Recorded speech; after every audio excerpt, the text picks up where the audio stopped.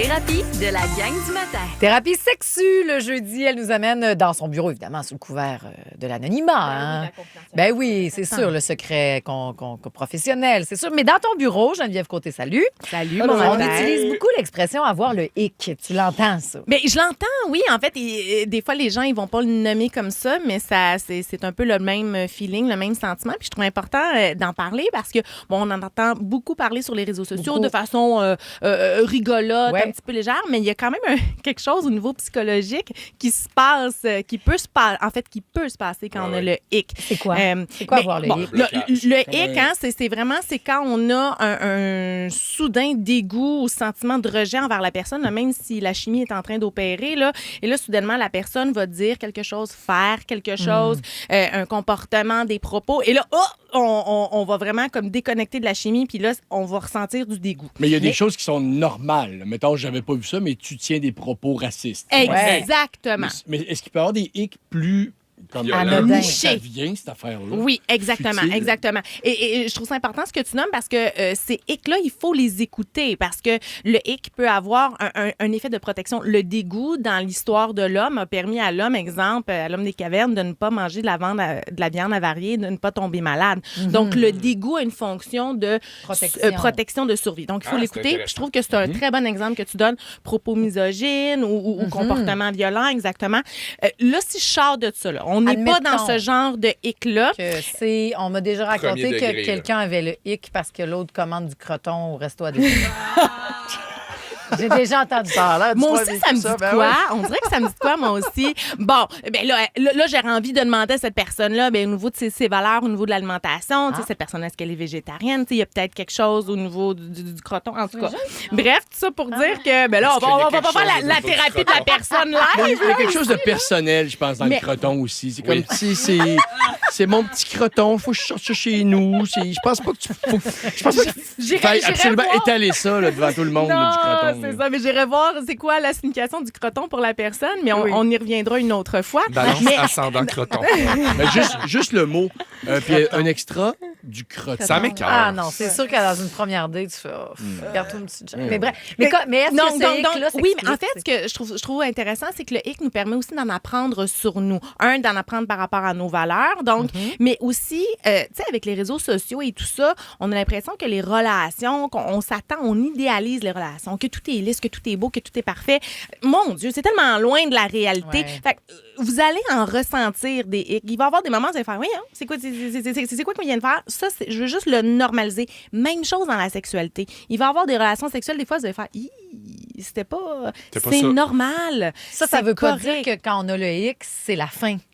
Non. C'est pour ça qu'il faut s'arrêter et pas paniquer avec le hic.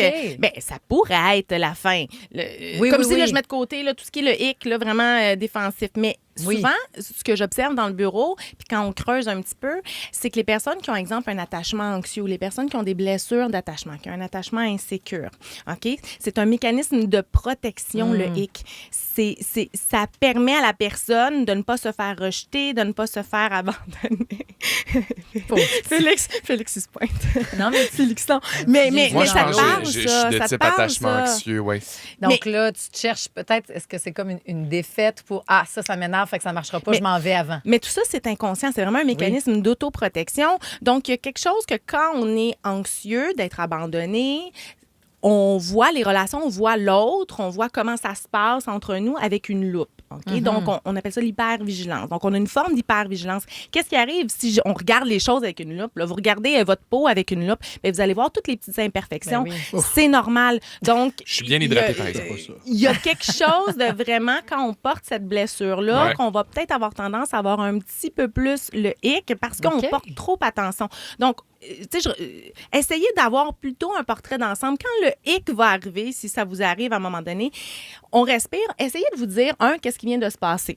OK? S'est-tu passé quelque chose? Est-ce que peut-être que c'est venu jouer dans mes valeurs profondes? Est-ce que c'est venu jouer dans mon système d'attachement? Et d'essayer de voir le portrait global. Attends, comment j'étais là 10 secondes? Là? Est-ce que j'étais en train de rire? J'avais-tu du fun? J'étais-tu en train de me dire, hey, c'est le fun, qu'est-ce qui se passe entre nous?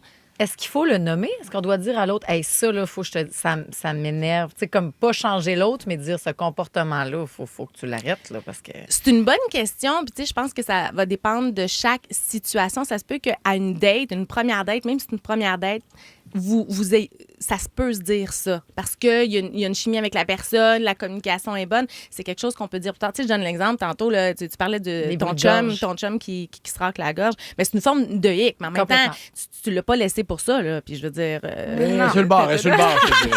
Elle y pense. Mais tu sais, tout ça pour dire qu'il y en a beaucoup, malheureusement, qui se laissent aller à ça. Puis on l'a vu dans la série Nobody Wants This, en français, Problème de couple, qui c'est très drôle. Oui, là, quand il se présente en Bermuda avec un veston, puis elle fait mon Dieu, qu'est-ce qui se passe? Non, je peux pas être avec lui. Mais des fois, c'est niché comme ça, mais ça nous informe sur nous. Les chapeaux, toi, qui marchent pas. Oh, t'as de la misère avec les chapeaux. Ça, oui, j'ai été avec pas en date, là, mais une fréquentation, disons. Là, puis avant que ça devienne plus sérieux, Quel il a fallu type de chapeau? de tout acabit. J'ai vu la collection de chapeaux, il y en avait de très grands. Là. Ah, mais voilà. Mais tu vois, j'irais voir avec toi qu'est-ce que ça fait quelqu'un qui porte un grand chapeau. Ça doit attirer l'attention, ça doit... Tu sais, il y a quelque chose là. qui c'est le goût de à quoi tu joues. Là. T'es pas sur la croisette, là. Calme-toi. Ah, voilà. Too much. Il y a quelque chose de too much. C'est intéressant. Le too much fait réagir. Donc, questionnez-vous sur ça, sur ce que ça vient chercher. Et on se demande, dans le fond, pourquoi ça nous fait réagir autant. Ouais. Puis après ça, on prend une décision. Parce que des fois, oui... Des fois, il faut les écouter. Un X sur le croton, là, peut-être ça vaut la peine de l'écouter. Je sais pas, là. Peut-être autre Mais chose. peut-être qu'elle passe à côté de l'homme de sa vie parce que lui, il aime les crotons. La marmelade, ça passerait-tu? La marmelade, c'est correct. La marmelade. Parfait. Hey, on dirait que je parlerais de ça toute l'avant-midi. C'est intéressant. On laisse faire la circulation, plus besoin de rien, on parle de Non, ça. mais OK, je reste avec vous. On en reparlera quand même un peu sur le coup de 7 heures. C'est pas tant le hic que une fois après, mettons, tu l'as dit, les chapeaux. Là. Comme moi, tes chapeaux, là, on peut-tu abandonner ça? Parce que c'est arrivé dans le couple de Selena Gomez, quelque chose qui a gossé un peu, puis Benny Blanco a fait, mon Dieu, ben oui, enlevez-moi ça, puis il n'y a pas de trouble. Est-ce qu'on peut modifier des choses pour faire plaisir à l'autre? On peut le nommer, mais il faut idée? s'attendre à ce que peut-être l'autre n'a pas à changer pour nous. L'autre, s'il décide de changer, c'est parce que ça part de lui et tout ça. Okay. Ce genre d'affaires-là, là, je Oui, parle. Là. très intéressant. Je parle pas de genre, tu me parles pas, puis t'es pas gentil avec... Non, pas ça, là. Ben, merci beaucoup, Geneviève Côté. Merci.